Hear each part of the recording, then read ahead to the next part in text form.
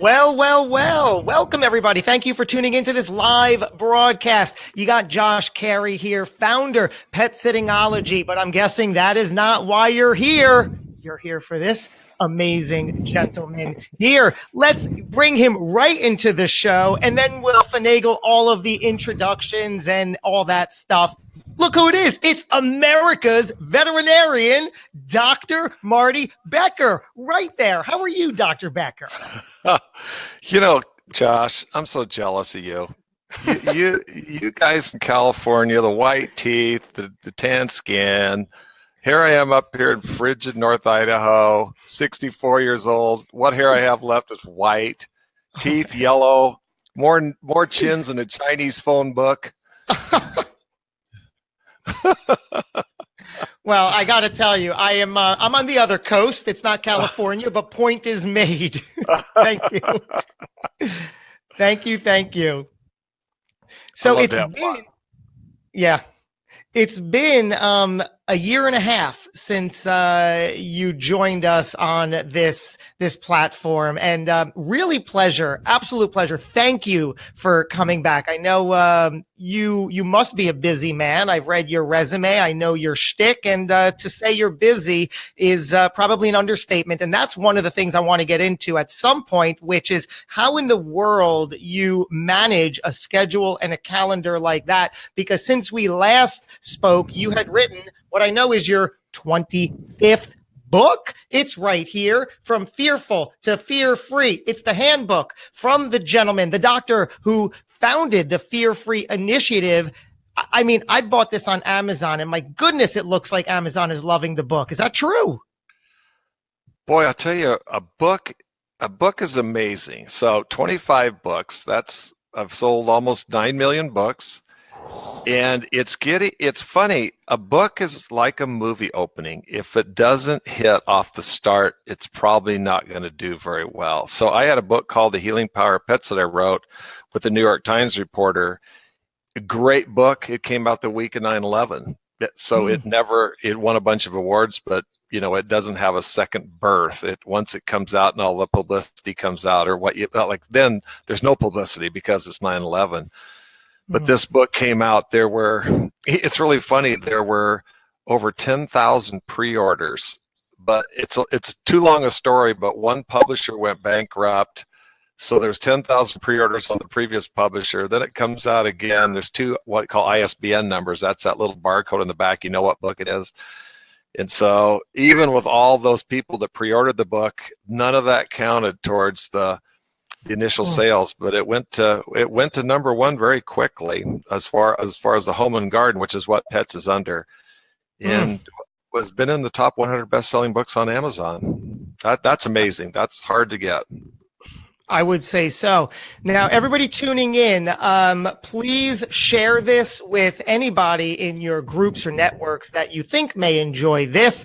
And also, let us know if you are joining us live in the comments. Please put hashtag Team Live. If you are catching us on the replay, do put hashtag Team Replay. And let us know as we go. This is an interactive session, so we will be answering your questions as we move along. Dr. Becker, so you have this book based on your Fear-Free Initiative, or tying it together.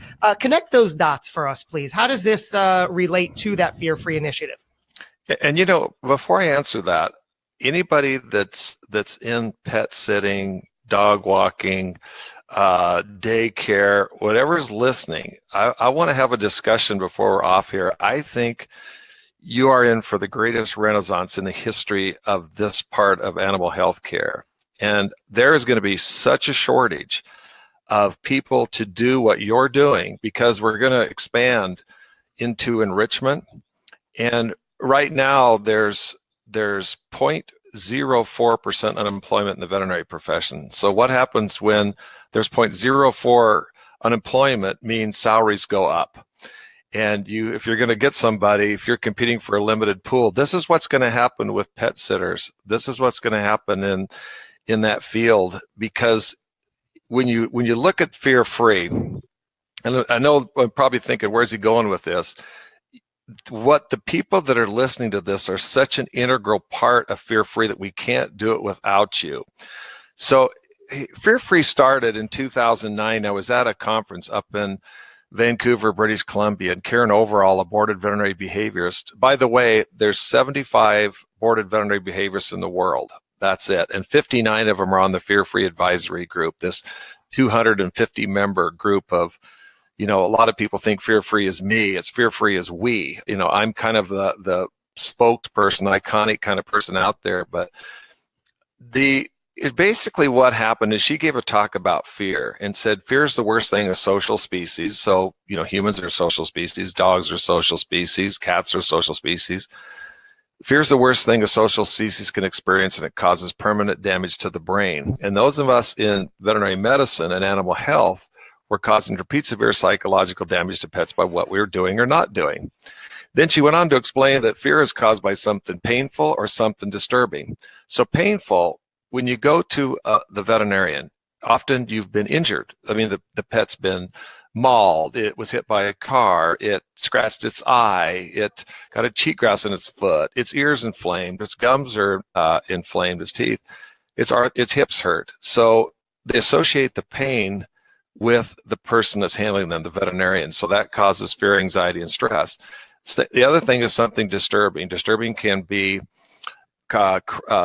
noise phobia, like thunderstorm, fireworks. Once you've been hurt by nail trimmers, pain was what initially caused it. Now seeing the nail trimmers is something disturbing. If you had a bad experience in the veterinary hospital on the table because of a botched vaccine experience or something, now just getting on the table, even without something happens. And here's the thing you got to understand about pets. Those people out there listening that have children or grandchildren or nephews and nieces that are 1 to 2 years old, that's where a pet sits at. So when you have, let's just take 1.5-year-old child. They have an ear infection. You can't explain to them by going to the doctor, it's going to hurt. They're going to check your tympanic membrane. We may have to put tubes in your ears, or they need to get a blood draw. They're sick. They need a blood draw to do blood chemistries on it. You can't explain, we're doing this blood to test your kidneys. It's impossible. Nor the second piece to that, they can't anticipate or expect the relief of pain, even if it's moments away. So over the weekend, I was out with my wife for her birthday. She has a sliver. She knows once the sliver's out of her finger, the pain's going to go away. When you go to the dentist and they remove the tooth or do the root canal, the pain will go away. Or when they're going to give you medication after your gum surgery. Will take care of the pain. Well, a pet doesn't have that. A 1 or 2-year-old child can expect or anticipate the relief of pain. So we looked at, I felt nauseous after I left her talk because I've loved animals. I've been compassionate, but Fear Free is not those. Fear Free is actively working to look at the physical and emotional well-being of pets. Typically, veterinary medicine is physical well-being. Now we're looking at physical and emotional well-being. Pediatricians have done it, started probably 15 years ago, of no longer at my age, I was manhandled, manipulated, threatened, and abused by a doctor and dentist. Well, pediatric dentistry, pediatric medicine now is like what we call kid gloves. So we're a little late to it, but we're getting there. And now, Josh, this is incredible. We spoke 1.5 years ago. So Fear Free formally launched an online training program April 1st of 2016, April 1st, 2018, 30,000 individuals had paid and gone through what we call 9 hours of race-approved CE. There's another big group joining with 26,000. By this time next year, April 1st of 2019, we will be 80 to 100,000 individuals that have gone through this training. And I know right now it was and is geared towards the veterinarian sect. Is that true? And are we expanding? What could we expect down the road? So it started out, this is a good way to bridge to this. When I started out in 2009, it was just the right thing to do. There's nobody listening right now, or nobody I know that's, I don't care if they work at a pet store or grooming or a shelter, a veterinary hospital. Nobody gets in this business to make life worse for animals, the opposite. And then once you know we're damaging these pets, then you had to make change. So Fear Free started out just the right thing to do. There was zero interest in creating an online education program.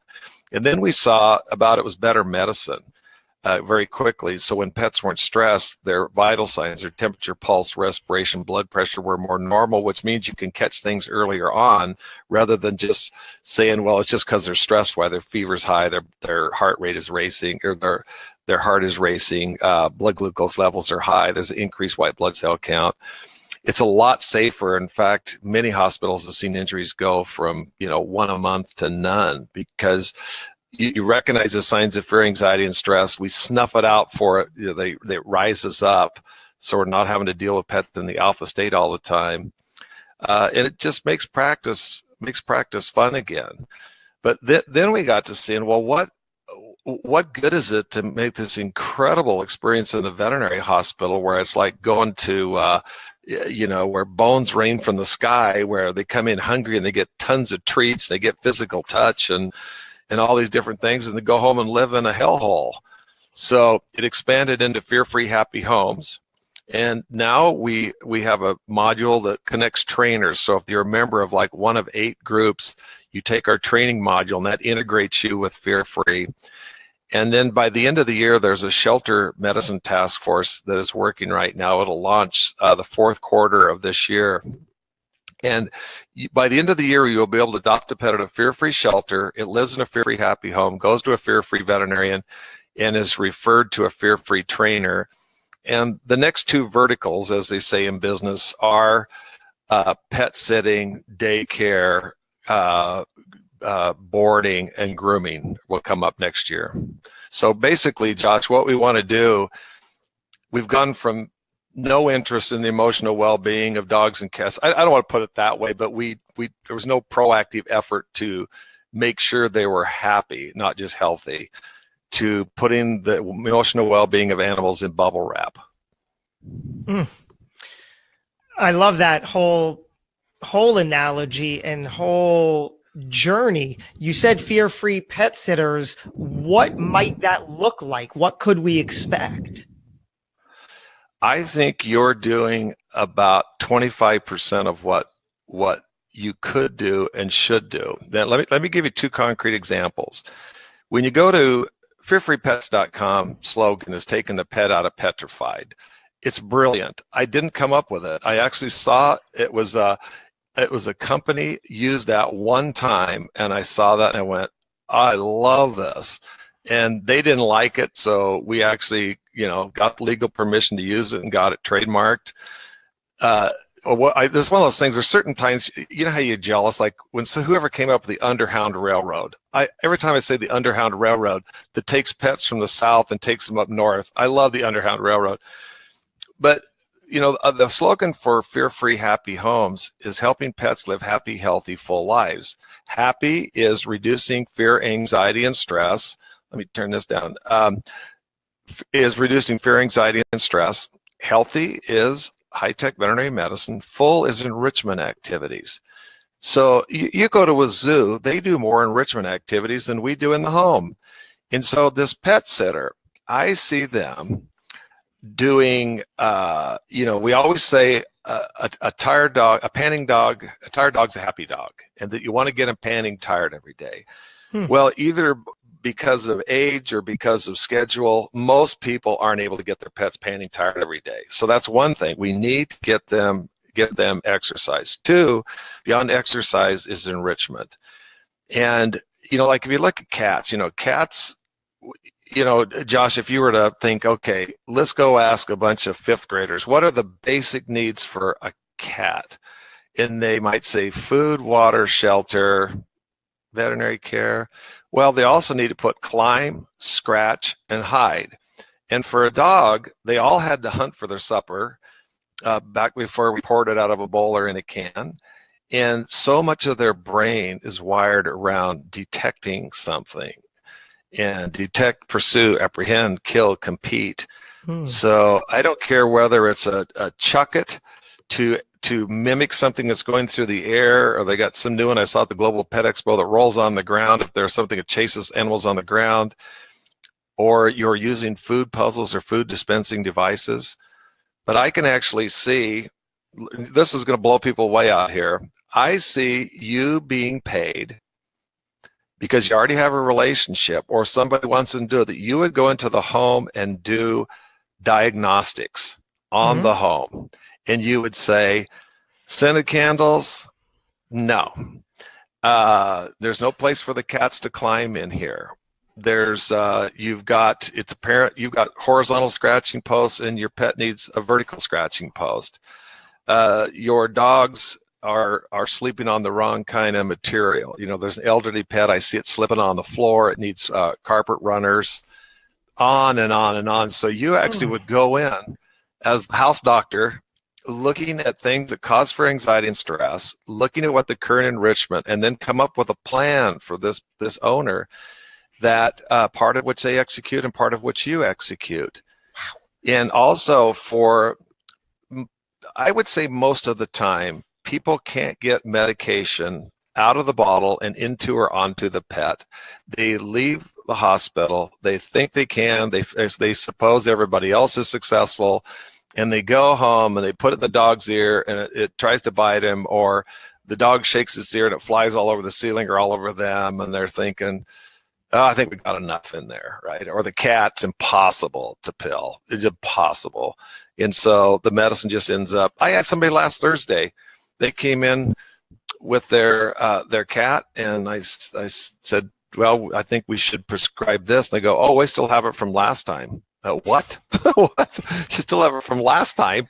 Couldn't get it in the cat, so now they're back in again. But just think, you're paid to go in and do this, and then you figure out which parts of this you can do. And even on a walk, there's add-ons that you could do. Listen, we can walk your dog, or we can pet sit your dog, but this is this other menu of things that we can do to not only feed the body, but feed the mind. That's where I'm getting at. And I see a pet sitter no longer being something that anybody could do, to something you're an allied part of the healthcare team, and you have advanced training in this. All right. My mind is blown. So let me just unravel this for a minute, because I know leading up to this, we were going to touch upon how you can position yourself as the go-to professional in your area. That is absolutely something I, in my world, continue to focus on with you and for you. And it's also something that I know Dr. Becker was going to bring to this conversation, which is how to position yourself as that go-to professional, to make sure that you have the proper additional services in your back pocket to separate you, to differentiate you, and dare I say, to take you out of the category of commodity. Is that true, Dr. Becker? Isn't there a danger, a simple danger of us all playing the same field? I offer dog walking, you offer dog walking. I do it for 18, you do it for 20. Nothing else separates it. We are a commodity. Talk to me about that. I think in most cases it's considered a commodity currently by the community. And also, here's the other thing that I want to see happen, and everybody better wish me good health so I can see this through. Right now, until 3 years ago in Sandpoint, Idaho, it's so, I don't know if anybody knows, northern Idaho is just drop dead gorgeous. I'm looking out at mile-high mountains here out the window. You got Coeur d'Alene, Sandpoint, Bonners Ferry. And in Sandpoint, this resort town, beautiful ski area, beautiful, huge lake. I didn't know the trainers. My daughter Mikkel's a trainer. She's one of the co-authors of the book. So I knew her from puppy classes, and I knew how she trained adult dogs. Then Mikkel leaves, moves to Seattle, and now you've got another person training puppies. So I see her teaching puppies. I had no idea how she trained adult dogs for leash aggression, for excessive barking, for noise phobias, for jumping up. So what had happened in the past, if you had any issue like that, you would just say, well, I think that's something you need to work with a trainer. So the veterinarian might hear of the complaint. That's something that should talk to a trainer. So now they go, where do they find a trainer? do they Google it? Do they ask a friend? Do they find something in the convenience store with a rabbit ear you tear off? You see something in the weekly newspaper for a class. But does this person have training? Are they adverse training or positive reward-based training? And are they positive reward-based training in name, but you go there and they're using prong collars? So you have to take it upon yourself as a veterinarian to go. We actually invited people to come in and teach the veterinary group together of a dog. Well, here's a dog.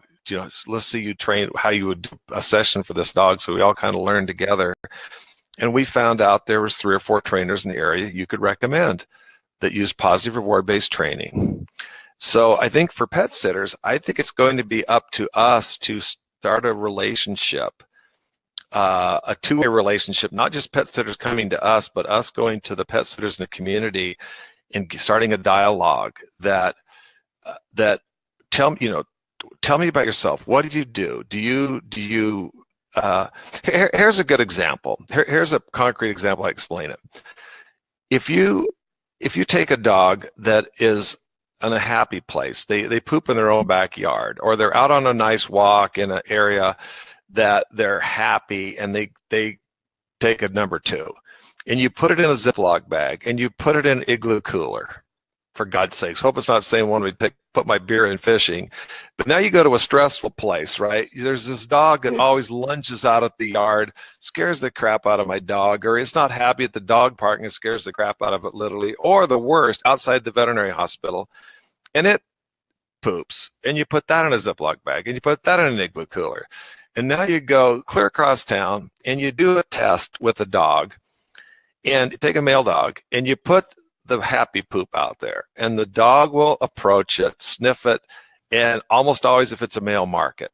If it's the unhappy poop, they will come up 3 feet away, 2 feet away, and then just flare off, just like horses flare and run off, because there's been signals put in there in the anal gland secretions that warn them, just like it is with urine, that warns them of the danger ahead.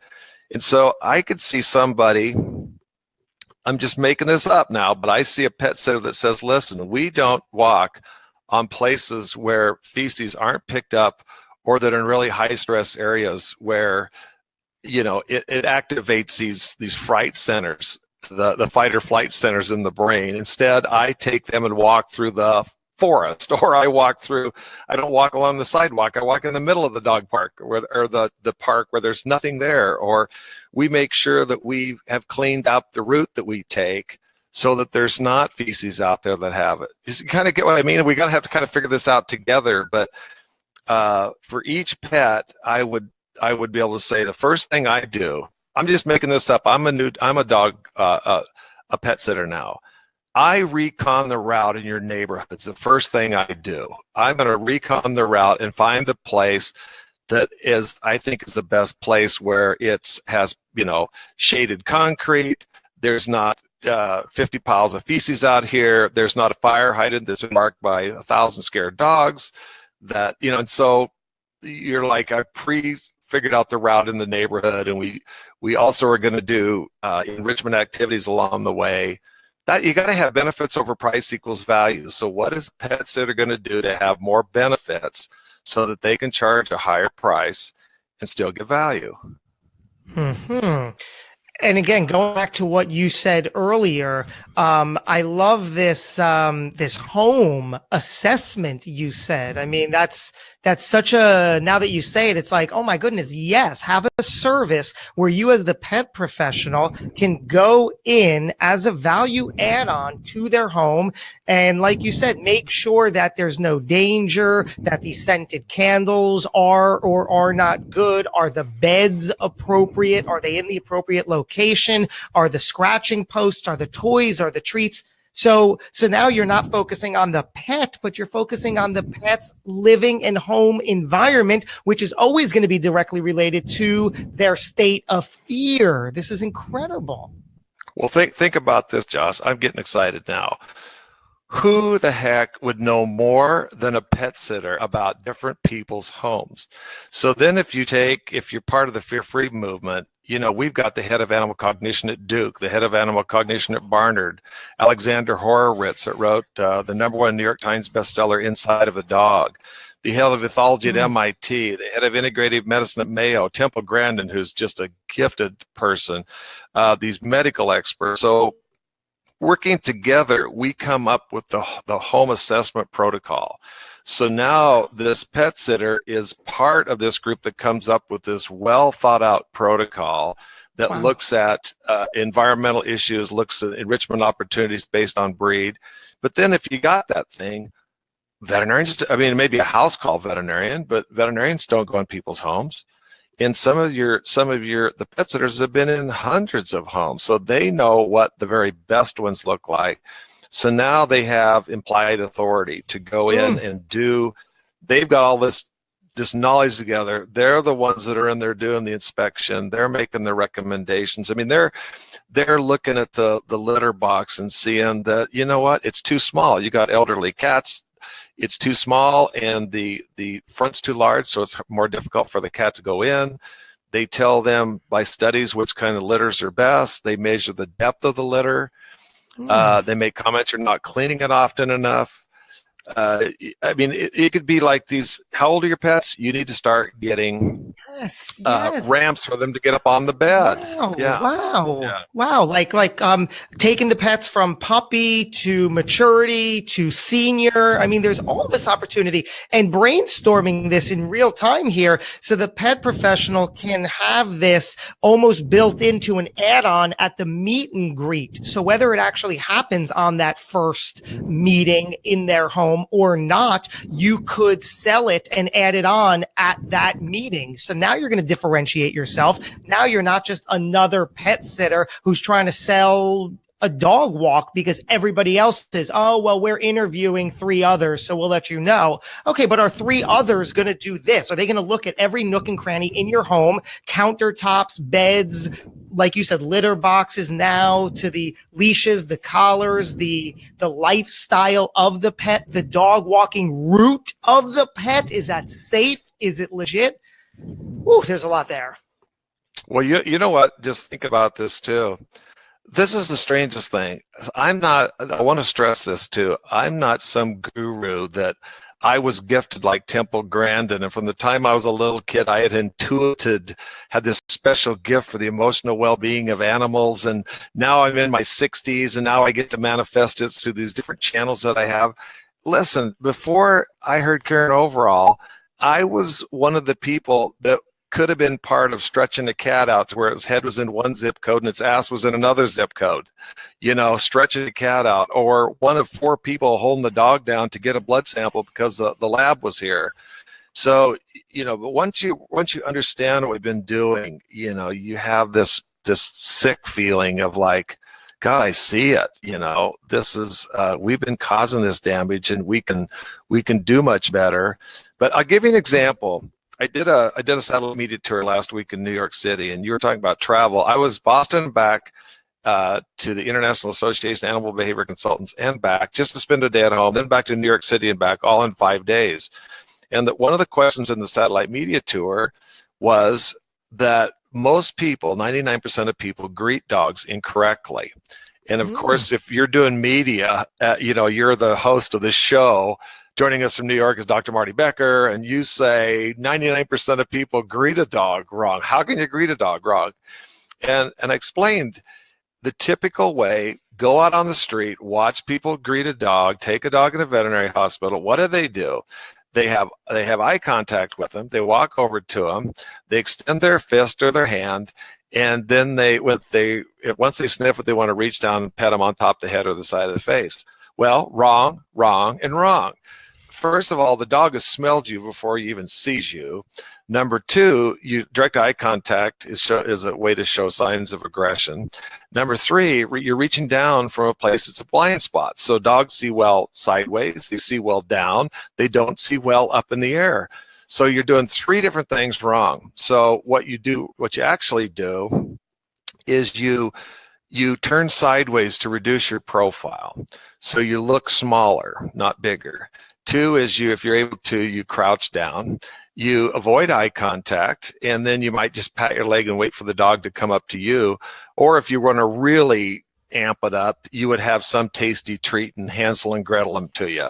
So I watched that in a veterinary hospital called Indian Trail Veterinary Hospital in Spokane, Washington, about a month ago. Perfectly done, magnificently done. The pets come in the hospital. They're out there cleaning the poop up 6 a day outside the veterinary hospital on the grass and the sidewalk.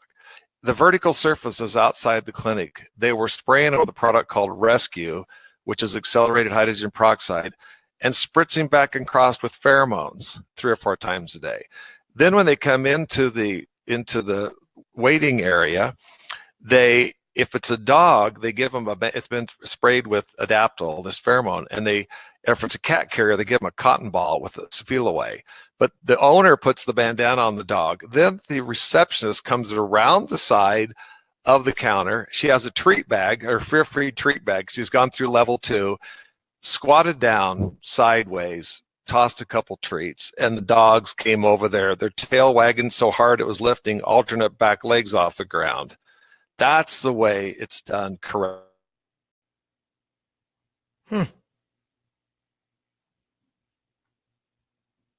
You there? Hello, hello. Did we lose you for a minute, Doc?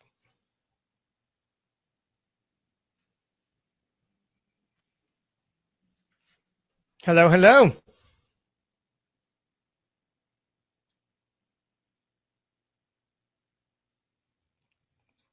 Oh, give me 1 minute. We will be right back with the good doctor. I'm sure he'll return.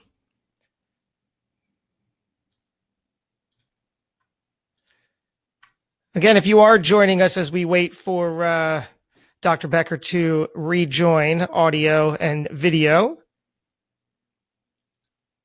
let us know what you find helpful. If you have any questions, type them up.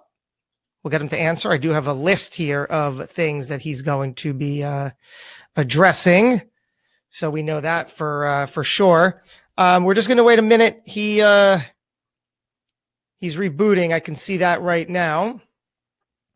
In the meantime, I think that's an extraordinary value add. To reiterate, what he's talking about is simply how to differentiate yourself as the go-to professional in your area. And again, he will return. And it's simply finding the ways that separate you, that make you the no-brainer, the go-to person, professional in your area. How do you do that? What do you offer? What can you offer? And it comes down to things that utilize your strengths, your commitment to excellence, your passion, your knowledge, but it's not just listing those and detailing those on your website.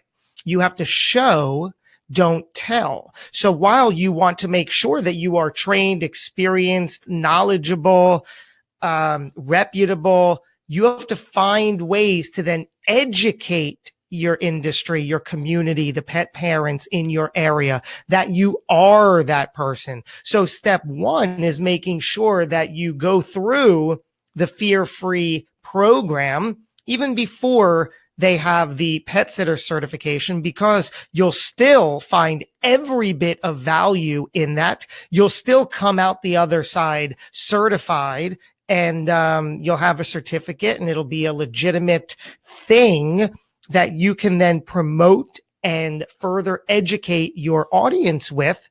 And then also, like he said, 250 amazing pet professionals in all different aspects of the pet industry and community, from MIT professors and veterinarian leaders, all on the advisory board there. And that's who you're going to be able to rub shoulders with. That's the group that you're going to be in with. Now you take that. So that's step 1. Now you take that and you put that not only on your website. Yes, you're going to put the logo there. Yes, you're going to talk about it. But now some of the work begins so you could promote this newfound experience that you have. So you have to go back to the drawing board with, how do you write content? How do you post on social that this is now a new element of you and your offering? How do you promote that home assessment, which I think is just incredible? You go in and you come up with a 7 or 10 point home inspection assessment, call it what you will, and you offer this to the pet parents who are hiring you. Who doesn't want to make sure, based on a specific point by point system, that their house is not only safe, sound, and secure, but is also going to have the best interest of the pet that they are hiring you or looking to hire you in their care? So you can go room to room. You can look at their toys, their feeding habits, their exercise habits, the sleeping habits. You can also look at the age of the pet and make sure that everything is in range. If they have a puppy, are the treats appropriate? Is the food really appropriate? Is the leash and collar appropriate? Are the toys appropriate for their mind, their body, their spirit, their safety, their growth? There are so many angles that you can take this. Then, if they're getting out of puppyhood or they're enjoying the substance of their life as a young adult, make sure that they have the food and the exercise and the toys to keep up with that. And then, are they entering senior? And then you should be able to tell them, well, how old is your dog? And then understand the breed, because all breeds aren't the same. The doctor is coming back. So knowing the breed specific for these ages is also valuable. Hi there, just finishing up a little recap of our thoughts here. So knowing that a Chihuahua, for example, requires certain things as it progresses, so does a sheepdog, right? I'm sure when a sheepdog is 6 versus a Chihuahua is 6, they have different needs and they're approaching senior age at a different time. You should know this. You should be able to spell this out for the potential client or your clients and say, did you know that a sheepdog enters its senior years at this age? So start prepping this, or let me make sure you have a proper bed when its legs might be a little more tired than usual. Or did you know for your breed that these are things to look out for? There are so many additional services that you could put into play to differentiate you, take you out of that commodity bucket, and be the go-to professional in your area. Welcome back, Dr. Becker. You know what? Everybody needs you. They had you out there on their. Well, they do have you. What am I saying? They have you. That's why they listen to you. That's why they go to your conferences, because they get to hear stuff like this, right? They do have you. Yes. You know what? I give you an example. I would say, I know if you ask me the 20 most common dog breeds, I know specific facts about each one that probably the pet owner doesn't know. So about a golden retriever, did you know blank? Or talking about the Saint Bernard of this age, and this is what it was. We always hear the stories of rescuing people in this and where it came from. But I want to have little facts. And I'll say, you probably already know this, but one of the things that always surprised me about the white tip on dog's tail, that it came from the time when they were hunting in dry grass. And so they bred for dogs that had a white tip on their tails, so you could always see the white as contrasting with the brown. Oh, wow, that makes sense. When you talk about, so I just try to think of bloodhounds. When bloodhounds are there, the pendulous-eared dogs that are hounds, the reason they have long ears is it stirs scent up. So when they were going along, it would take the grass, and the long pendulous ears would stir the scent up around. It'd be like us just, going like this, wafting stuff up in our face. I would also say, one of the things you'll see as senior pets is, they sometimes don't clean themselves as well. This can be a cat, and this can even be a dog. And so you might tell them, one of the things that I like to do is do a kind of a tip of the nose to the tip of the tail exam, and you may point out in the back that it's pretty hairy back here. And even on a dog like this that you don't ordinarily take in for grooming, you may take him in for a bath in what we call a potty path trim. So they trim around the penis, or they trim around the vulva, the anus. And so when they go to the bathroom outside, it doesn't bring it inside. Or when they're there, they don't get fecal balls on the outside. You know what I mean? And pets, as they get older, need more fiber. I don't want you to be a veterinarian. I don't want you to be a boarded veterinary behaviorist. What I want you to be is that piece that has part of all of that knowledge of mobility for pets, of enrichment for pets, of how you feed pets, their bathroom habits, that you see. Cats love to search out sunlight, and the happiest cat in the world is up high, resting in a fake carpet tree. It's something they would have climbed a tree back in the day. Now they're on a scratching post in the sun. And cats are weird. They're both prey and predator. So when they were in the predator mode, they wanted up high to look for something. In the prey mode, they want to be up high and be safe. And who else is going to do this stuff? Who is allowed into these people's homes? Who else has been in hundreds of homes? And so you take the best of what you know. You now agree to learn a lot more. That you're learning about. These are the most common fear, anxiety, and stress triggers for dogs in the home. And this, what I'm telling you, came from 250 people, including 59 board of behaviorists, animal training experts from the zoo world, from experts in animal cognition. And now I'm going to do this diagnostics to make recommendations for you. Oh gosh. And then these pet sitters doing enrichment. We're going to help pets. They don't want to be born retired. I mean, they used to be these amazingly athletic bodies, these amazing gifts of senses, and now they're born retired. We've got to reactivate these pets. And it's so there for the taking, because every single person watching, every person who identifies themselves as a professional pet sitter, a dog walker, you already have this knowledge, this insight. This isn't new information. You're already doing this on some level when you enter the house, so all you're doing is legitimizing it, putting it down somewhere so you can offer it. My goodness, that's good stuff. I want to, you want to say something? Well, I was just going to say, I could see the forms you use. So there's actually a form that you would go through, room by room, activity by activity, and that it referenced back someplace on the website that you see where there was, the creation was there, that it's a formula, but it has sizzle and steak. It also, the optics look good. That they have this checklist you go through, and there's a checklist of the neighborhood where you're going to be, and you ask them, we did this in veterinary medicine now. What are the known fear, anxiety, and stress triggers for your pet?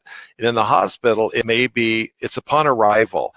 It's when they sniff the outside surface. It's when they have to wait with other people. It's getting on the scale. It's having their temperature taken. There's a specific room that it had something unpleasant done to it one time. It doesn't like that one room. So I could see you finding out, is it when you walk, it's one spot they go to that they don't like, or they don't like to have, they're a little sensitive around the neck. So when you do this, be careful. Again, oh God, I get excited because we need a new and improved, expanded pet sitter, or else this whole thing of pet ecosystem management, looking at physical and emotional well-being, will not happen. It's amazing. I want to jump to the book right here, available certainly on Amazon, From Fearful to Fear-Free. On page 90, Dr. Becker, you talk about separation anxiety, and I want to get your verbal insight on this, specific to a question, if you don't mind, that was submitted. And of course, if you have questions watching, please submit them. We'll see if we can get them answered. This question about separation anxiety says, I have a Chiweenie as a midday walk. You're familiar with the Chiweenie, are you? Love them. The Chewini. I have a Chewini as a midday walk, and there is always a small amount of pee in her crate when I arrive. She does pee on our walk, and then there's more pee when the owner comes home. She's extremely nervous about everything. We've ruled out a UTI, and she's even had an ultrasound. The owner won't do meds and is not an alpha for her. I'm not sure. What else can you recommend? You know, it's funny. Your brain, it's like doing media. Your brain scrolls as you're going through the things, you know. I always think your brain's like those old message boards in international airports back in the day, where all of a sudden all the things. Yeah. Some people out there listening probably know what we're talking about, and others have no idea. Now that's digital, but overseas you still see those. Some airports have those things. They change about every 5 minutes. It's wonderful. Amazing sound, unique sound. So one of the things I would worry about is one of the things that happens with early spay neuter is there's not enough estrogen, and estrogen is what. And it's not uncommon in women as well as older women, as estrogen drops where they have leakage of urine. So it could be a behavioral problem. Oh, looks like and he's back. Okay, that's a good thing. Bump on, bump off. Here he is. We'll just wait a moment for the doctor to arrive, push the necessary buttons, and he shall return. In fact, he's right there. There's his picture. We're also, while we're waiting, we're going to talk about noise and thunderstorm phobia. I'm going to ask him about that. And then, of course, we're talking about all things to reduce fear and stress in the pets in your care and how you could become the go-to in your area. I love that idea. Do you love that idea about how to do a complete in-home assessment of the pets as the professional? Make sure that room to room, that everything is how it should be. Make sure that the furniture is perfect. Make sure that the bowl that they're eating and drinking out of is as good, legitimate, and healthy as it could be. Of course, feeding and nutrition, dental hygiene, exercise, that's all included. But to do a room by room home assessment, the nails, are the nails clipped? Do they need to be clipped? It's just a whole good amount of things you can do. I'm also going to get, this book, like I said, available on Amazon. And what I love about it is it's extremely colorful, a lot of pictures, and it's easy to read. You see how it's broken down. You could literally skip from page to page and just go to the ones you want and read about what you want, because it is laid out in that way. His 25th book, over 9 million copies sold. There you are. Hey, talking about the chapters in the book. That's what happens when you live 17 miles north of a town of 2,200. But I tell you what, Josh, this summer they're putting in fiber optic internet. So I might have internet faster than yours starting this summer. But for now, we're on DSL. You know, going back to that case, so that dog, estrogen deficiency would be one of the things I'd worry about. And just like with older women, my mother-in-law who's 93, even my wife now that's in her 60s, it tends to be something that happens. That would probably be the first thing that I would think about. So if the owner doesn't want to give medication, that's a problem, because you have to supplement with an estrogen supplement. The other thing that often so they probably did an ultrasound looking for stones. So they're looking for something. So typically if a dog leaks urine, it can be an infection, it can be bladder or urinary tract stones, it's an estrogen deficiency. If it's behavioral, a lot of times what I do with those things is put them on what we call chill pills. That's what I usually tell a client. It's a nutraceutical or a chill pill. It is not a prescription sedative. But there's two products I really like. First of all, I love pheromones. I love Adaptil and Feel Away because it's a synthetic version of a natural pheromone. There's a product called Zylkene. It's Zylkene, and it's a milk protein. So when you think of this is kitten season, and you think of the queen or the bitch that have a litter, and they're laying on their side nursing. There is no more vulnerable time for them to be a prey animal than that. I mean, that's like if a wolf or something was coming to be like going to Golden Corral, or the buffet at Vegas when you see that. So Mother Nature created two things. One is the pheromone that causes them to be calm, dog appeasing pheromone. And the other thing is there's a protein in the milk that causes them to relax and be quiet, not whimper and not cry out. And so Zylkene is a form of a milk protein that can be given episodically, like for a veterinary visit in a high dose, or it can be given long term, like for separation anxiety or noise phobias. And then if that doesn't work, we have a lot of prescription options that could be done for that dog. But the other thing I'd always think about too, I'm a huge Thundershirt fan, and become more so after working with the board of behaviorists in Temple Grandin. Temple Grandin, if you've read her books, Animals in Translation, or seen the movie, compression is really helpful to calm anxiety. That's why we swaddle babies. That's why we hug people, very deep hugs, different than a go to the bar kind of hug versus you've lost a family member or you lost your job kind of hug. And Thundershirts, it's north of 50% that I see for these kind of problems. Could we take a step back from the specific question about separation anxiety in this regard? What recommendations do you have for a pet sitter or dog walker to alleviate any form of separation anxiety in general on their visits and whatnot?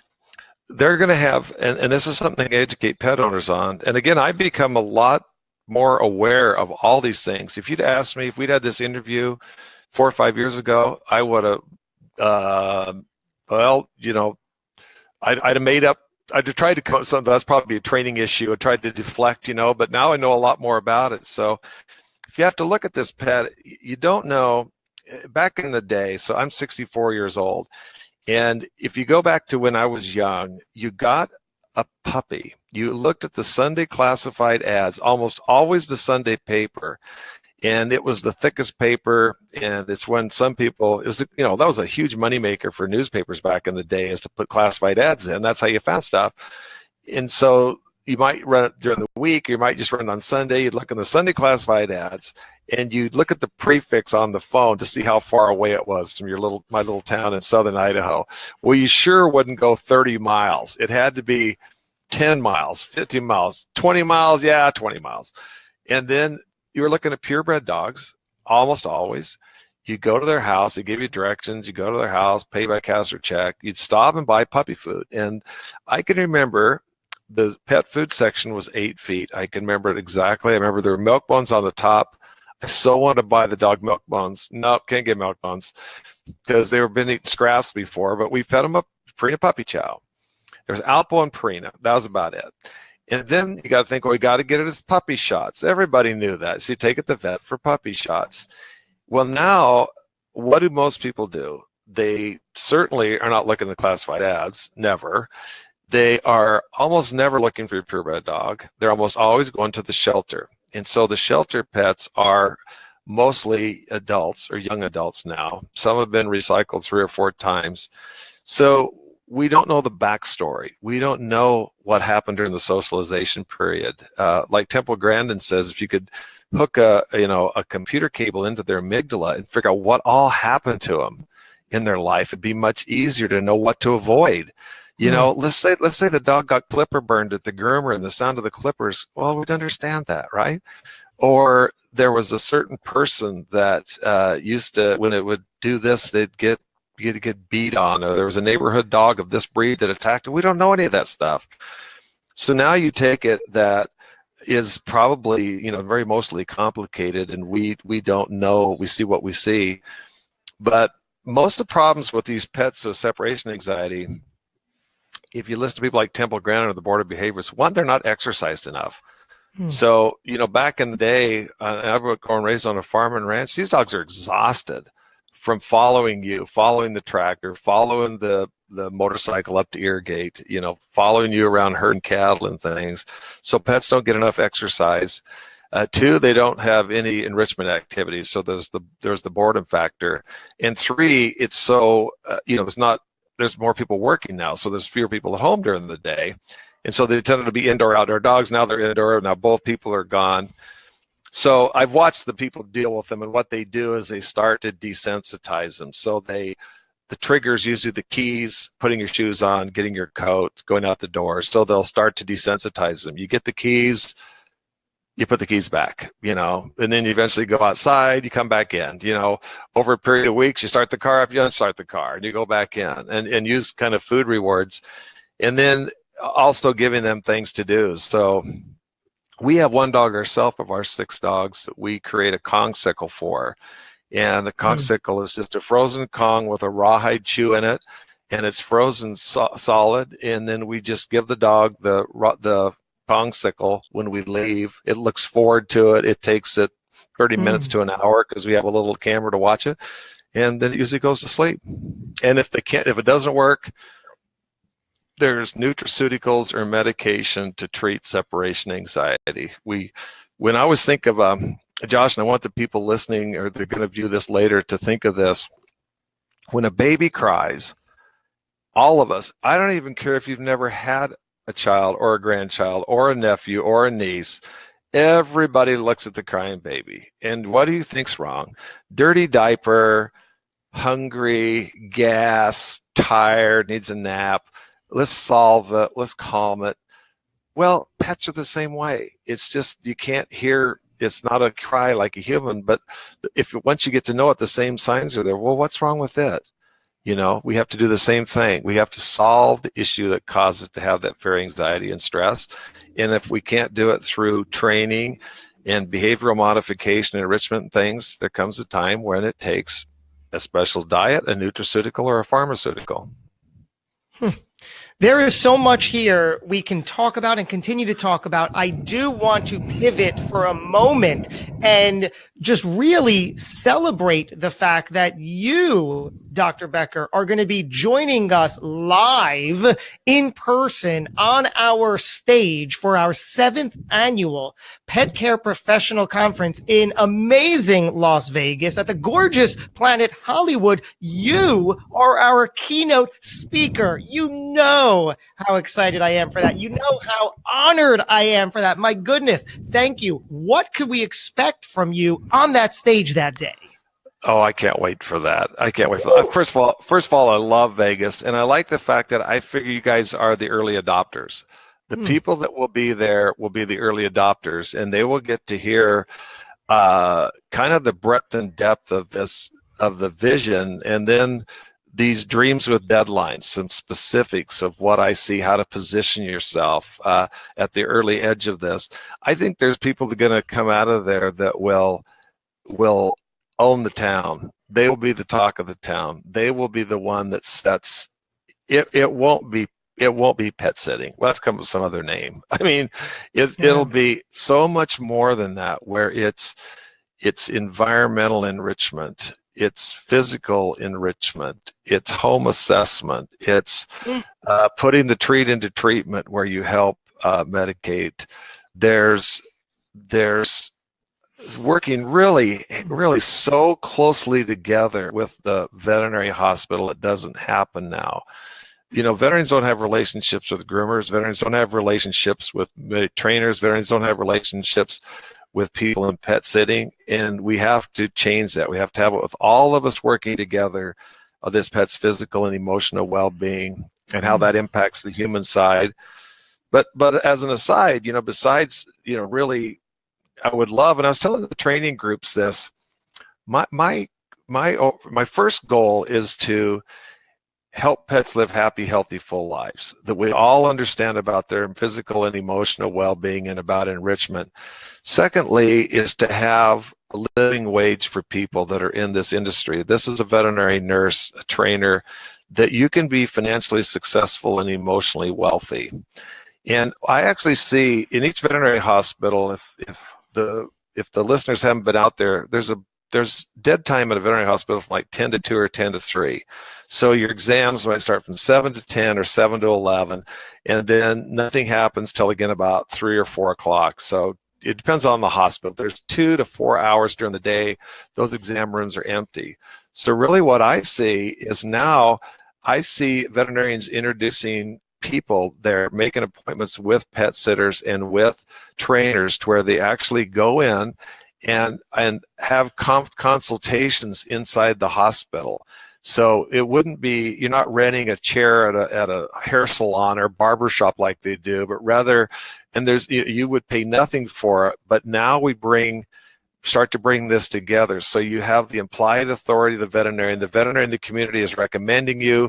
They set up some appointments for you. So, every Tuesday from noon to 2, you're actually meeting new clients in the veterinary hospital. And then you're starting to get the plan of the home assessment, the enrichment plan, the exercise plan. More money, because there'll be more value, you can charge more. And you know what it'll do? I think it'll have people that may be bored with what they're doing or feel like they're always, you mentioned about, about competing as a commodity. Yeah. No, now it's a whole new me with a whole new set of tools, doing a whole new set of things. And I can actually make a living wage. Like, we're trying to get veterinary nurses up. We have a goal to get them up to $20 by 2020 and $25 by 25. So that works out to $40,000 by 2020 and $50,000. Now, where I live in northern Idaho, that's a lot of money. I know in Manhattan, Kansas, it's a lot of money. In Manhattan, New York, it's probably not as much. This is just the average. Mm-hmm. Most trainers and most pet sitters, I don't think, make enough, but it's out there. If we follow this together, we'll do well by doing good. Mind blown again. So here's the thing. What I love about you is that you, in these conversations, you become one of us because you literally are one of us. You're not someone on the outside. You have every bit of a vested interest with us and for us. And that's what I love and adore about you. And it's so evident. Look at that. So you're going to be there with us in person, on stage, in the room, talking about all these ways that we could together up our game, to put it one way. And that just gives me the chills. Well, you know what? The other place, I see there's a good-looking woman go behind me. That's my wife. At first, I couldn't figure it out. Like, I'm never on this thing. I'm like, who's that? That's my wife running behind me. She's aging backwards, darn her. The other thing I would like to do, I love people. And so I really look forward. I've always just thought of myself, it doesn't matter where I go. My wife has always laughed because I've done network TV in New York for almost 25 years. So you meet all these famous people, and I can just walk up to anybody. I don't care if it's the custodian at the hotel or these famous people, and just walk up and just have a conversation. So I'm really looking forward to getting to meet the people that come and sharing about their life and their struggles. I talk a lot about my own mental health. Like, I've been very open in the veterinary profession about having depression. Okay. And the fact that I have to be on an antidepressant, and suicide is a big issue in our profession and even on our family. There's been 4 suicides on my side of the family and 2 on my wife's side, so 6 suicides. So I'm very open to talking about it's really funny I'll just take a step aside for a second about mental health. If people have a thyroid deficiency, they take thyroid. If they're diabetic, they take insulin. If they're epileptic, they take an anticonvulsant. If they have an infection, they take an antibiotic. I mean, it could go on, but it's funny how people think that because I have a difference in the brain chemistry that I shouldn't take an antidepressant, or I should go off of it, take it and go off of it, and I shouldn't be on it. And that's just the way we're born. there's a really good, that hospital I spoke of earlier, where they're picking up the poop and they're spraying and they're coming out of that Indian Trail Hospital and they're putting this, I don't know if you heard me say they put the smiley face on the wall where they get weighed. It might have cut out then. That hospital, they come out around the side, ignore eye contact, take their little treat pouch, they throw treats out, the pet comes up to them. When the pet gets weighed at Indian Trail, they have a scrubbable surface in front of the scale and they put a smiley face high. If it's a dachshund, it's low. If it's a mastiff, it's high. Why the pet licks a smiley face off the wall, they are weighed. And these pets, it's like a dog, back in the diphtheria crisis and where they're delivering vaccine from Fairbanks to Nome back there, back in the 30s. They tow the owner up there to fly up on this scale instead of them dragging him up there. The pet collapses on there. But anyway, one of the veterinarians there recently committed suicide after I saw him about a month ago. His grandfather had committed suicide in his 40s. His dad committed suicide in his 40s with a gun, and darned if he didn't do the same thing. And also about books and stuff, Josh, just pivoting to something fun though. Somebody might have a book idea. Somebody might have, questions. The great thing it'll be that we can't do here is we'll have a dialogue about your relationship with veterinarians. The people say, God, the veterinarians, I haven't had very good luck with them, Yeah.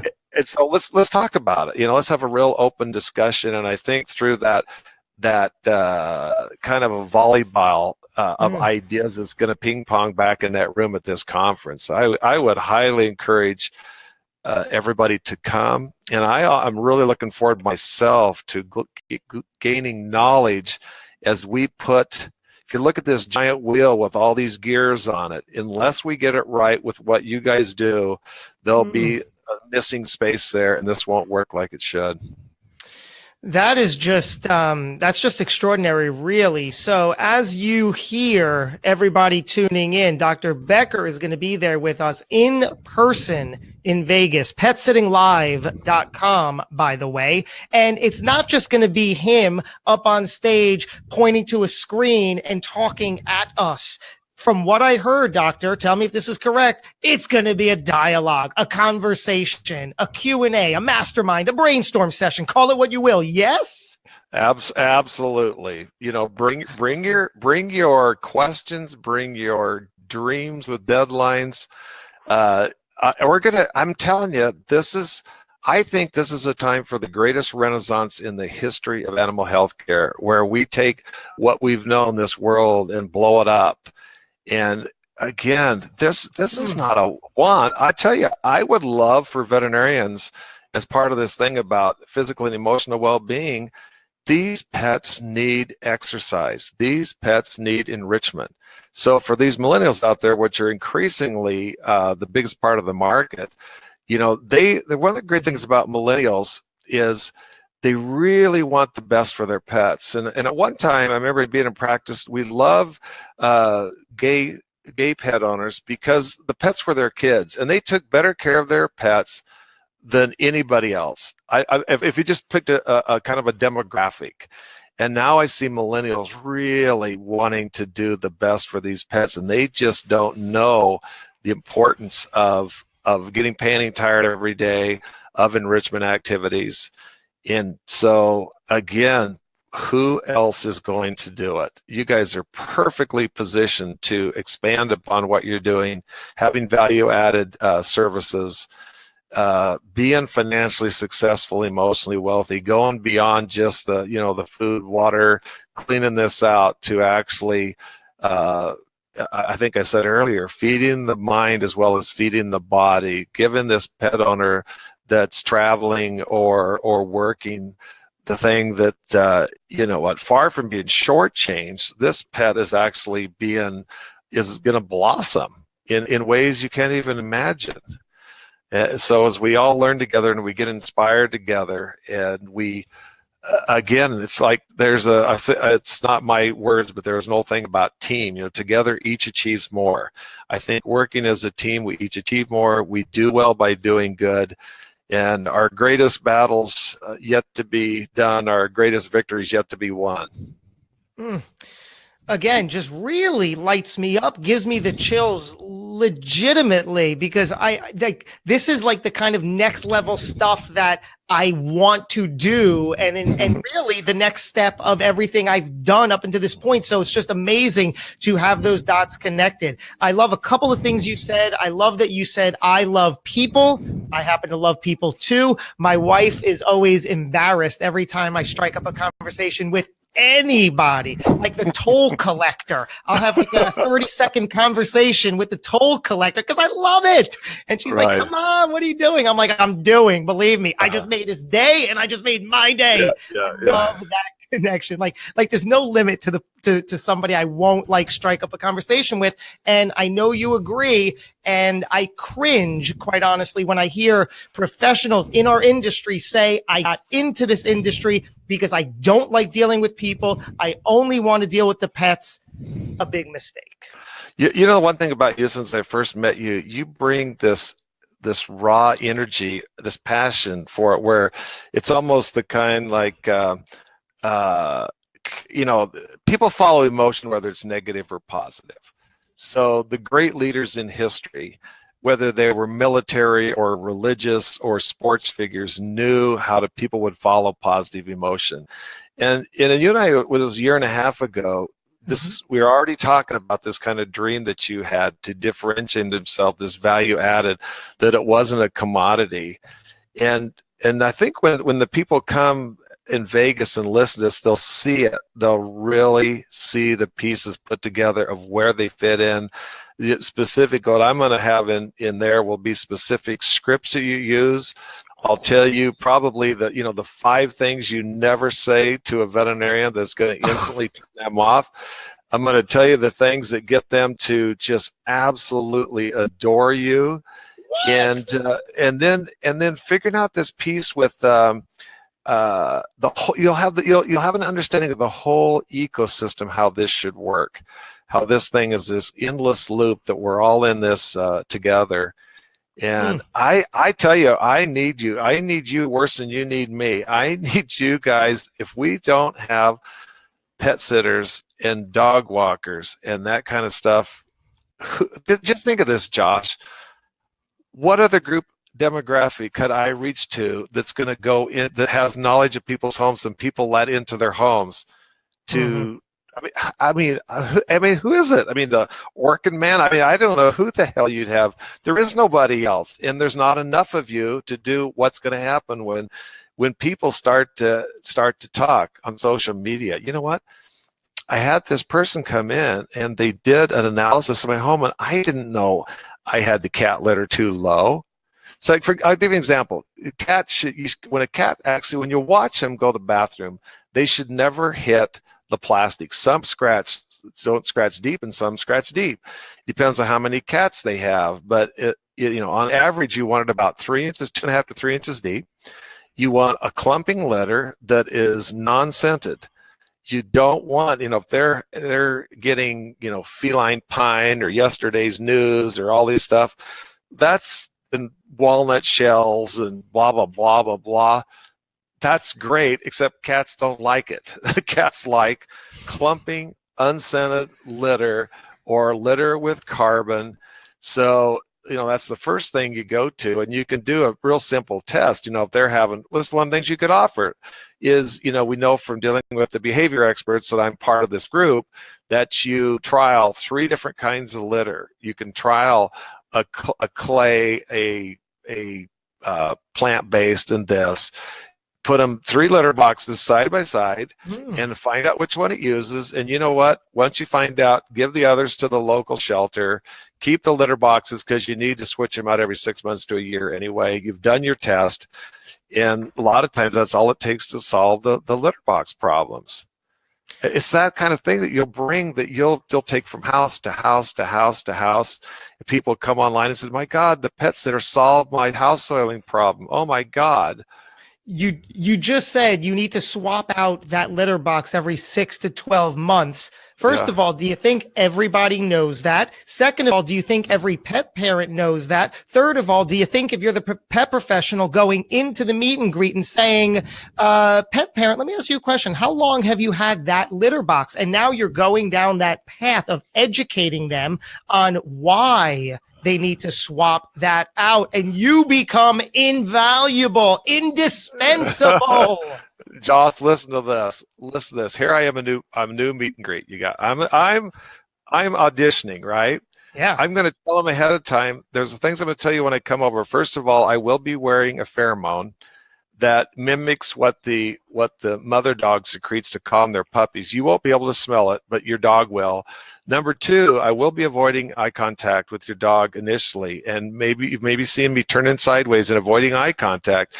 I want you to know it's not because I don't love your dog. It's because that's the proper way to greet a dog. So already the person behind there's thinking, God, they're wearing this pheromone. They know not to have direct eye contact with the dog, that they're going to ask me the first time to maybe meet them on the sidewalk and not at the front door, so there's no territorialism. So we actually meet on the street, out on the sidewalk. Then we go into the house together. They're going to go, and the other ones are going to come there. Yeah, I'm this. I charge blank numbers per hour. But the next is blah, blah, blah, blah, blah. And so they'll go back to the one and go, wow, that was amazing, right? Yeah. It's not that difficult. I mean, the extra mile is not crowded, but you kind of tie into the knowledge base. You don't have to invent everything, and you tie into the group that invents it, and then you carry it forward, and then you add your piece to it. You know. One of the best things you said was that you need us almost more than we need you, and tying that into what you're going to help us identify in Vegas in person there is, I mean, you just rattled off some of the things that is like, wait, what? You're going to help us identify the 5 things to never say to a veterinarian that you want to forge this relationship with, 3 things to say that is going to get them excited. And then also, did I hear it correctly? There's an opportunity for the pet sitting professional to basically have office hours within the practice. That's what I propose. That's what we're bringing forward, that you actually, and it may be, let's say you start out once a month, every Tuesday afternoon. We set you up with people that this dog is overweight. This dog needs enrichment. So we actually connect you in the hospital in this, it's a neutral place, but it's a place of high authority. It's almost like the high temple. And so with the veterinary recommendation, yes, you may be, what it does, it makes it not price competitive. You don't have to charge what everybody else does. You're actually got a relationship with this veterinarian. You're charging $5 more than everybody else. I don't know. But there's also pieces that they're, it's in this, I mean, the exam room is like the holy of holies. It's like the high temple inside the temple, but it's wasted. It's not used at all. And there, sometimes they may say something to the pet sitter that they didn't say to the healthcare professional, something you could draw attention to. From seeing lots of dogs, you notice that the dog had, once it relaxed, it had a little bit of a limp. I can see all sorts of things, but I actually see, it may start out once a month. Then it might be every 2 weeks. Then it might be every week for 2 hours. But I really want to see that with both trainers and pet sitters. Those are 2 separate, I mean, they could be the same, but mostly 2 separate pieces. It's a wise use of resources. It's making the veterinarian no longer, well, you need to talk to a pet sitter, you need to talk to a trainer, but actually a relationship, just like we have when we refer veterinary cases to people. And again, if you think about it, by next year, we're already, within 3 months, we'll be at 60,000 people that have learned about training. And we've had a fair number. I think of the 30,000 that exist, probably 500 pet sitters, Josh, have already taken Fear-Free Level 1. I'm not sure how many have taken Fear-Free Level 2. But what Fear-Free does, and there's a separate training thing, and next year again we'll have a separate modules designed just for pet sitters, daycare. but it integrates you with fear-free. You know the terminology, you know about gentle control, you know about gradient touch, you know about considered approach, you know some of the drugs that we may be giving, so you won't be prescribing, but you'll know that your veterinarian may talk to you about this. You'll know a lot about what we know now about how to get a pet from the living room to the front door of the clinic. How do you get them to be calm when they come there? And for you, the pet sitter, you're going to, listen, I'm a veterinarian, and I've learned stuff like I was always petting dogs in the wrong place, come to find out. Just naturally, I'd pet them on the head, or while I'm talking to the client, I'd rub them down the dorsal midline, like the top line of their back. You shouldn't be rubbing them there. You actually want to go the side of the neck, side of the chest, base of the tail. I use a product called a Zoom Groom that is made by Kong. It's a different rubber than a Kong, but for any women out there listening, or listen to this when it's rebroadcast, I hear there's very few things that are more pleasurable than having your hair washed when somebody's washing your hair, and women love that. And that Kong Zoom Groom kind of has that same kind of thing. And so if I was doing that meet and greet with the pet, I would have the Kong, the Zoom Groom there. So what it does is that you may tell the pet owner, this is a great product just for enrichment to do. But the other thing it does, the static electricity causes the hair to go up in a mat. So as you're rubbing them on it, the hair just goes up. And when you're done, what hair is there was going to fall out this week. Now it's in this mat that you take off of them and put it in the trash can. So you've helped solve the shedding issue. You've given enrichment. You talk to them about a little thing about bathing. If you're bathing your own dog, how you put in the areas that have parasites, you always put a ring of shampoo or stuff around the neck first. And that way, if you have any fleas or ticks, they don't run for dodge. They won't go across this barrier. So if you bathe a dog without that thing and you're just bathing them, they'll make a run for it and run up in the ears. Most people don't know this stuff. And so the pet owner is going to go, oh my gosh, I've got this impenetrable barrier. So when I bathe the dog for stuff, that they don't make a run across this barrier and end up up the head where we don't. But does this all make sense? It's fascinating. But in Denver, in Las Vegas, we will dig deep. And you know what? I'll be honest with you. Like we talked a little bit before about a book idea. I think off air was talking about a friend of mine that has, people think, oh no, I have an idea for a book. I mean, there's other things I can talk to you about that, and I'll give you the real scoop. I won't make it better or worse than it is. Wow. As our agenda on that Monday morning stands now, that's October 8th. Again, petsittinglive.com. Really? Go, or like tomorrow, right? I'm already counting the days. So I have you, of course, as our opening morning keynote, followed by lunch. And then as the agenda stands now, it's followed by me. Forget that. I want to clear my schedule. Forget that. There is so much. I mean, seriously, in all honesty, I have a page here of notes that we barely got to miraculously. Things, I mean, yeah, we spoke so much of that fear-free and how to position yourself as the go-to professional, and of course, we don't have time now, but I wanted to hear all about, like you were talking about the mental health aspect. I want to hear on like how your frame of mind keeps you successful, and how you handle some setbacks and failures and just all that stuff, and spirituality and attraction and all that stuff. Are you into that kind of conversation? Oh, definitely. And I don't know whether you want to touch a little bit on it now. Sure. Hey, Teresa, he just ran down. Are you giving him a treat? Uh-oh. We have a dog with a back injury. So all of a sudden he wasn't supposed to jump off the chair, but he heard the treat drawer open. Next thing I know, I saw a white flash head by me. That's why I took it off. Like, oh no, he's got a. See, he hears this one drawer open, and he knows that means he gets to go to the basement. So here's the dog with a slip disc that just went flying off here. Wow. All right. Well, not much I can do now. For me, my wife and I, we've been married 40 years. And we're just talking about that thing about the balance of faith and relationship and being resilient. How do you handle setbacks? Like there's the stuff that we've gone over in 40 years. If our kids were there, I think one or two of them, I'm not sure they would survive even one or two of the things that have happened.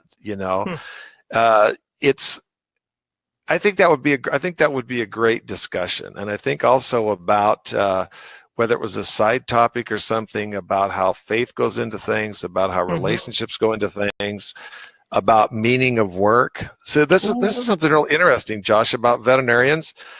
What's happened with veterinarians? Listen to this. There'll be people out there that listen to this. This will be a shocker. When I went to veterinary school in 1976, there were 20 applicants for every opening in the country. In Idaho, Idaho, Montana, and Wyoming, there were 700 applicants for 13 spots. So I don't even know how 13 goes into 700, but it's a lot. Yeah. And now listen to this. There's only 1.4 applicants for every opening in veterinary school. So if there's 1,400 people applying, just say for 1,000 spots, what happened? Well, veterinary medicine is a poor economic model. You've lost 8 years of earning capacity. So say you go in at 18 and you're out at 26. You have not made anything for 8 years. Plus you've accumulated $150,000 in debt. That doesn't sound like a very good profession. So before you've had this love of animals, but you get to the point, you get your guidance counselor and you figure out what you can earn versus what debt you're going to have. And we've lost a lot of people. And plus what's happened when I went to school, when you were selected to go to veterinary school, you were like the chosen one. People are like, oh, you're so blessed. God, I always want to be a veterinarian. And the veterinarians you talk to says, we can't wait to welcome you. And now so many veterinarians have said, I wouldn't do it again. You ought to think about medicine. And one thing, great things about Fear Free, it's switched that around where it's fun again, where you romanticize being a veterinarian. I love animals and I want to help them. I love animals. They're going to love me back. And when you loved animals and they hated you back, that is not a very good scenario. So now so people quit, they burn out, they commit suicide and do things. So we're looking at this for mental health, for physical health, for emotional health. And I know a lot of pet sitters out there. I've seen you to where these pets love you. It's not like they dread having you come. They can't wait to see you come. And now I see, when you go back to that meet and greet, I'm just thinking how I would do it. I would so set myself apart. I have these special dog treats that I make. If it's okay with you, I might bring some along. They're made with, this recipe my grandma had with this molasses. It's been checked by the veterinarian. And, you've got the pheromones. You've told them why you're going to avoid eye contact. You bring this special treat. You say, we know these are the 3 places dog like to be rubbed the best. You're using your Zoom groom. These people are going to, whatever you charge them, they're going to pay. Yeah. Everybody else is just going to pick up the poop and walk them down the thing and send you a photo, Yeah. You know what else it comes down to? When you were describing the whole veterinarian journey from college and beyond, it reminded me the truth of our industry is, for better or worse, the bar for entry is extremely low. It's almost non-existent, right? I mean, I could wake up tomorrow and say, hey, I'm a pet sitter, and tell a couple of people, and I am, right? Now I can walk your dog, give me 18 or 16 or 20 or 5 or whatever it is, and I'm in business. But now I'm starting to think, because that's a whole aspect that in my world I always work to overcome. How do you position yourself so the bar for entry is a little higher and you are positioned, ties into everything we're talking about today, which I love. Inadvertently, all of this down the road should help raise the bar for entry, where these become the norm, where anybody just can't wake up tomorrow and know how to do a home assessment when that's now expected as part of the profession. Okay, now let's go back. Let's go back to this. Now, okay, remember we had Josh, you're much younger, so you probably didn't get a puppy from the classified ads. I doubt. Did your parents get a puppy from the classifieds or no? No, from the puppy store. Yeah, okay, puppy store. So we got these people now get a young adult at the shelter, right? They go to the shelter and get a young adult, and they bring it home. And so do they want to go to the pet store or the grocery store to get food? No. And the dog already has been spayed, neutered, and vaccinated. So where do they go? They go to PetSmart or Petco because they want the experience. Mark Cuban on Shark Tank always wants to invest in stuff where they have the experience because it's just not price sensitive. That's why a meal, you go out for a meal. That's why you go to an amusement park. That's why you go to these fun runs and things where it's an event and it's an experience. So what you're doing, if they go to PetSmart or Petco, they know this is, I want to show this new dog off, and they're going to have this wealth of knowledge. So, okay, we got to get it food, a dog bowl, water, toy, leash, collar, bed, parasite control products. We need that stuff too. So essentially they get everything they need, and they don't even need the veterinary healthcare professional until it's sick or injured. So here's my other version of this. We are going to be working with, I can't disclose everything yet, but there are going to be 1 to 2 million pets a month dropping into Fear-Free Happy Homes. And so when you go to Fear-Free Happy Homes, there's a finder on there to find a veterinary healthcare professional that's Fear-Free certified. And very soon there's one for trainers. And next year there'll be one for pet sitting and grooming. So what they will do is they will go to Fear-Free Happy Homes. Now we're upstream of the pet store. We're on the dance card of these people before point of acquisition. So it'd be like talking to somebody and forming a relationship with somebody who's going to buy a car before they actually bought the car, or you know what I mean. So now you've got this. If you do a good job on Fear-Free Happy Homes, there'll be all these people coming there, and they'll be looking in the community for who is Fear-Free certified as a pet sitter. And so if I was out there listening to this, I would want to be, and Josh, you're a marketer too, I'd want to say I was the first pet sitter Fear-Free certified in Akron, Ohio, because nobody could ever take that away from you. Like if you go there and there's nobody now, it doesn't mean somebody's on the way to do it, but it'd be unlikely, right? You got, like we always tell veterinarians, if you were to say it's Bonners Ferry, Idaho, where I live, and there's nobody there, somebody might be 4 modules through the 8 modules. You never know that. So I can't ever guarantee if you start today and bang it out in 2 days, you'll still be first, but you probably will. But since there's only about 500 or 1,000 pet sitters, probably closer to 500, I think, of the 30,000, I would be the first Fear-Free certified pet sitter in the community if you're making this a career. And then you can always use that as part of your marketing. So then as others catch up, you're always the first one to do it. Then you take the specific Fear-Free pet sitting daycare modules as those become available next year.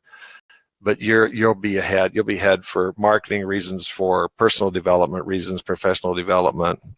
And then you can kind of catch in this wave when you're talking to the veterinarian. I'm a Fear-Free certified pet sitter. As you're talking to the veterinary community or promoting yourself through the veterinary community, it's the sky's the limit, man. The sky's the limit. It's just like this is time of tall cotton, it's time. It's not the famine, it's the feast coming up, because people are understanding it's physical, emotional well-being and enrichment, and there's nobody else that can do the enrichment part that I know of. There's nobody else that can do the the home assessment. There's nobody else that can really help get the medicine out of the bottle and into the pet. I would become an expert. Like a good example, when you use pill pockets, what you do, if you've ever been to a big city like New York, they used to do the three card money. They have the shells with the walnut, they spin it around. You try to guess which one it's in. And they make it easy the first time, and people think I can do it. Then you bet money, and then you don't win. But with a pill pocket, you can't. When you put the medicine in, you have to you have the pill pocket. And so if I've got the pill pocket here in my left hand, I put the medicine in with my right hand, and then I close it with my left hand. Because if you close it with your right hand, they smell the medicine on the outside of the pill pocket. So most people don't know that either. These dogs that can smell termites and accelerants and mold and peanuts allergies, they can smell that medicine on the outside of that. Then when you got a dog that's really smart, if you got one, you use 3 pill pockets. You only have the medicine in one of them, but the first one is the promise. Okay, that tastes good. The second one is the deed, and the third one's the chaser.